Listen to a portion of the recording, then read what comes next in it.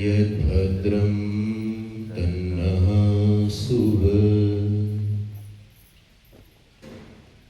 నర్సారెడ్డి గారు మీకు పొలం కనిపిస్తుందా?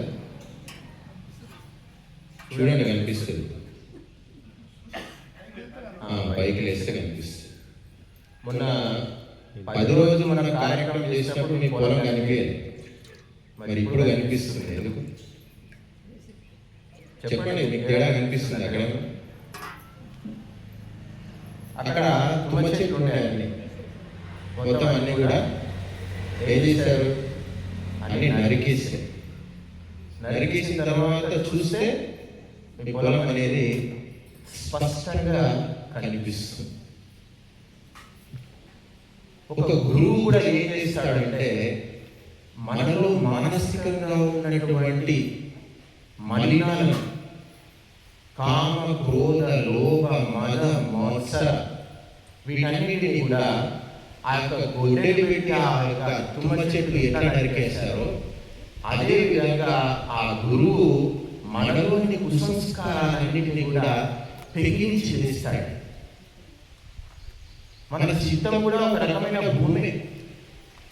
ఆ యొక్క చిత్తం అనేటువంటి భూమిలో మంచి సంస్కారాలు ఉంటాయి, చెడు సంస్కారాలు ఉంటాయి. ఎప్పుడైతే దానిలో మనం మంచి సంస్కారాలు నాటుతామో అప్పుడు ఆ చిత్తంలో కలుపు మొక్కలు అనేటువంటివి పెరగవు. పంట వేసిన తర్వాత పొలంలో కలుపు తీస్తారు. కలుపు వస్తే అక్కడ అన్ని కూడా పీకేస్తూ ఉంటారు. బాజన్న గారు అంటుంటారు, కాపోడు పొలం ఎంత నీటి ఉంచుకుంటాడంటే స్వామి, ఒక్క కలుపు మొక్క కూడా కనిపించకుండా మేము సాఫ్ చేసుకుంటాం, నీటి ఉంచుకుంటాం, చాలా అంత బాగా చూసుకుంటాం చేను అని చెప్పి చెప్తా ఉంటారు.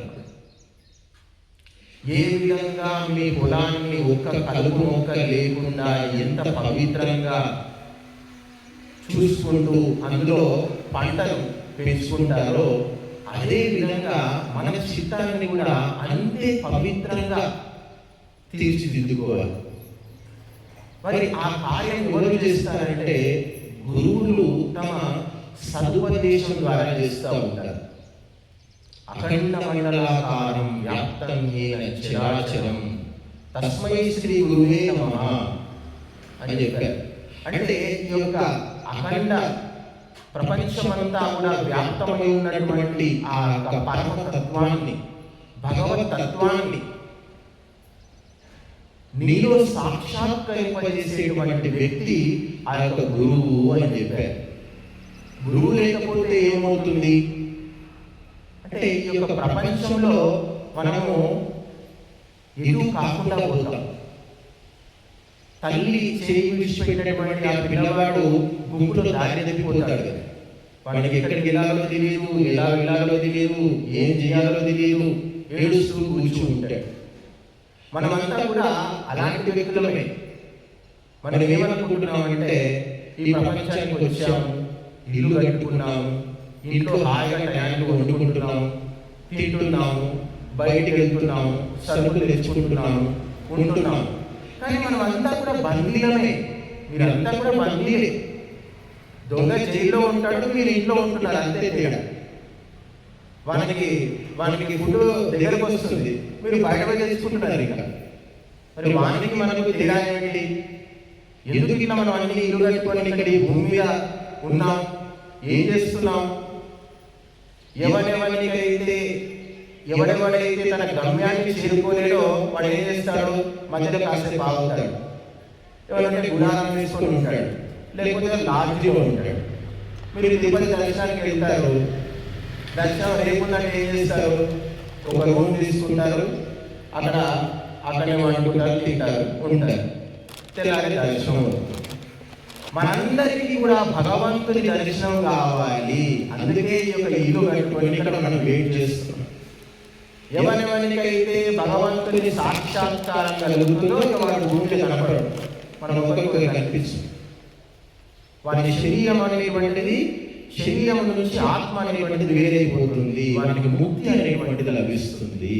కాబట్టి ఈ సంసార సాగరం నుంచి, సమస్త దుఃఖాల నుంచి, సమస్త బాధల నుంచి, సమస్త బాధ్యతల నుంచి, అన్నిటి నుంచి నీకు విముక్తిని కలిగించేటువంటిది ఒకే ఒక సాధనము గురువు అని చెప్పారు.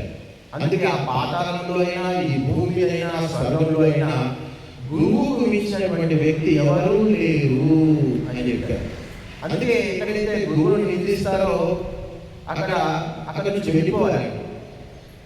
సాధ్యం కాకపోతే చెవులు మూసుకోవాలి అని చెప్పారు. ఎట్టి పరిస్థితుల్లో ఇంకా కావాల్స్తే ఎవరైనా గురువుని నిందిస్తే వాళ్ళతో పోరాటం చేయాలంటే విరోధించాలి. విరోధించు, చెవులు మూసుకో, లేకపోతే అక్కడ నుంచి వెళ్ళిపో, ఏది సాధ్యం కాకపోతే అని చెప్పారు. కానీ చూసుకుంటూ కూర్చోకు అని చెప్పారు గురువు. అందుకే ఎవడైతే గురువు దగ్గర తల ఉంచుకొని ఉంటాడో వాడు ప్రపంచంలో అంతటా కూడా తల ఎత్తుకొని తిరుగుతాడు. ఎవడైతే గురువు దగ్గర తల ఎగేస్తాడో వాడు ప్రపంచంలో అంతటా కూడా తల దించుకొని బతకాల్సి వస్తుంది.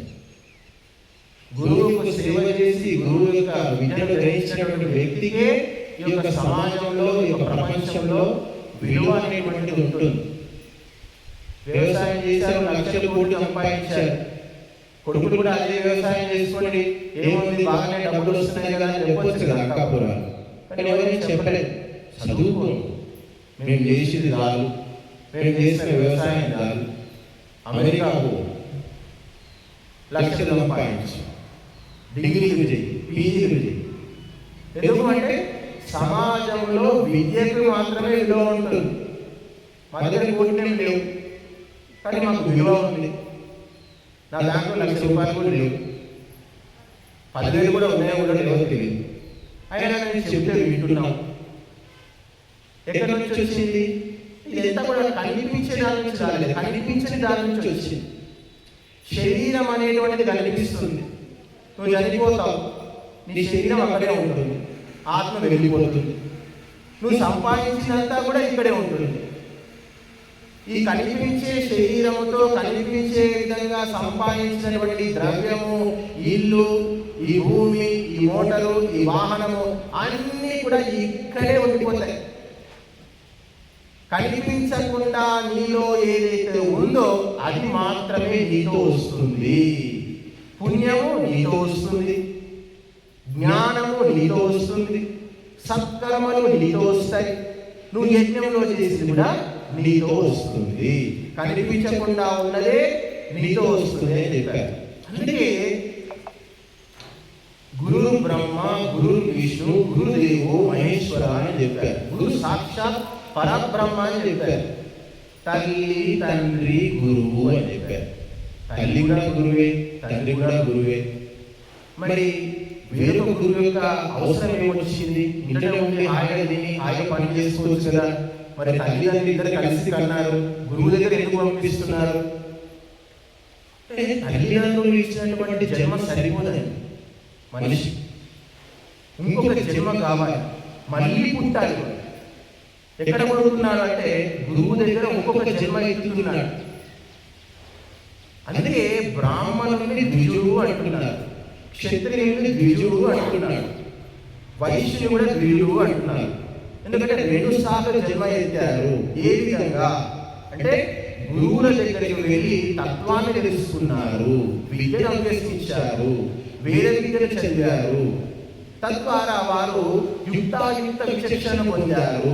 అలాంటి వ్యక్తులు ఎప్పుడైతే గృహస్థాశ్రమంలోకి ప్రవేశిస్తారో వారి ద్వారా మాత్రమే మంచి సంతానము ఉత్పన్నం అవుతుంది. గుర్తుపెట్టుకోండి. ఏ తల్లిదండ్రులైతే గురువుకు సేవ చేసి విద్యను అభ్యసించారో ఆ తల్లిదండ్రులే సత్ప్రవర్తన కలిగినటువంటి సంతానము, రాముడు, కృష్ణుడు ఇలాంటి సంతానాన్ని ఉత్పన్నం చేయగలుగుతారంట. లేకపోతే దుర్యోధనుడు, దుశ్శాసనుడు, రావణుడు, కీచకుడు ఇలాంటి సంతానం ఉత్పన్నం అవుతుంది. ఎందుకు పుడుతున్నారు? సమాజంలో అంతా తాగుబోతులు, తిరుగుబోతులు, తిండిబోతులు, సంస్కారహీనమైనటువంటి సంతానం అంతటా కూడా వ్యాపిస్తుంది. ప్రతి సంసారంలో, ప్రతి గృహంలో, ప్రతి కుటుంబంలో కూడా ఈరోజు సంస్కారహీనులైనటువంటి మానవులే కనిపిస్తున్నారు. ఎందుకు అంటే వారికి గురువుల దగ్గర శిక్ష పొందలేదు. వారి తల్లిదండ్రులు గురువు ద్వారా సత్యాసత్యాలు తెలుసుకోలేదు, ధర్మాధర్మాలు తెలుసుకోలేదు. ధర్మము గురించి తెలుసుకొని ధర్మాన్ని ఆచరిస్తూ ధర్మపరాయణుడై ధర్మాన్ని బోధించేవాడే గురువు అని చెప్పారు. ప్రపంచములో ఉన్నటువంటి వస్తువులన్నైనా ఉండొచ్చు, కానీ ఆ వస్తువులన్నిటిలో కూడా జ్ఞానము ద్వారా లభించేటువంటి సుఖములో 1000వ వంతు సుఖాన్ని కూడా ఇవ్వలేదు అని చెప్పి మహర్షి దయానందుడు అంటాడు. జ్ఞానము ద్వారా వచ్చేటువంటి సుఖంలో 1000వ వంతు సుఖము కూడా ఈ యొక్క ప్రాపంచిక సుఖాలు మనిషికి ఇవ్వలేవండి. అందుకే నహి జ్ఞానేన సదృశం పవిత్రం ఇహ విద్యతే. ఈ ప్రపంచం అంతటా కూడా ప్రపంచంలో జ్ఞానము కంటే ఏది కూడా మిమ్మల్ని పరిశుద్ధుని చేయలేదు. అందుకే భగవంతుడు ఏం చేశాడు? సృష్టి ఆదిలో మొట్టమొదటిగా భగవంతుడు ఏం చేశాడు అంటే వేదాలను ఉత్పన్నం చేశాడు. ఆ వేదాలను ఉత్పన్నం చేసి ఎవరికి ఇచ్చారు? అగ్ని, వాయువు, ఆంగిరసుడు, ఆదిత్యుడు, ఈ 4 ఋషులకే ఇచ్చాడు మొట్టమొదటిగా. మిగతా వారికి ఇవ్వలేదు. ఎందుకు ఇవ్వలేదు అంటే ఈ 4 ఋషులలోనే అందరికన్నా ఎక్కువ పవిత్రత, శుద్ధత అనేటువంటిది ఉంది. వీరికి నా జ్ఞానాన్ని ఇస్తే వీరు ప్రపంచానికి ఉపకారం చేయగలుగుతారు, ఉత్తమ మానవ నిర్మాణాన్ని చేయగలుగుతారు అని చెప్పి ఆ యొక్క భగవంతుడు తన యొక్క జ్ఞానాన్ని ఆ యొక్క ఋషుల యొక్క హృదయాలలో మేలుకొలిపాడు, ప్రసారం చేశాడు. ఆ ఋషుల ద్వారా ఆ జ్ఞానం ఎవరికి వచ్చింది? బ్రహ్మకు వచ్చింది. ఆ బ్రహ్మ మళ్ళీ ఋషులకు ఇచ్చాడు, ఆ ఋషులు మానవులకు ఇచ్చారు. ఎందుకంటే ఋషులలో ఉన్నటువంటి పవిత్రత వల్ల వారు ఆ యొక్క భగవంతుని యొక్క జ్ఞానాన్ని వాళ్ళు పొందగలిగారు. కానీ మనుషులు ఆ జ్ఞానాన్ని పొందలేదే, మనుషులు ఆ యొక్క పవిత్రత లేదే. మరి ఏం చేయాలి అంటే ఋషులు చెప్పింది వినాలి, గురువులు చెప్పింది వినాలి. ఆ విధంగా ఈ యొక్క జ్ఞాన ప్రవాహం అనేటువంటిది భగవంతుని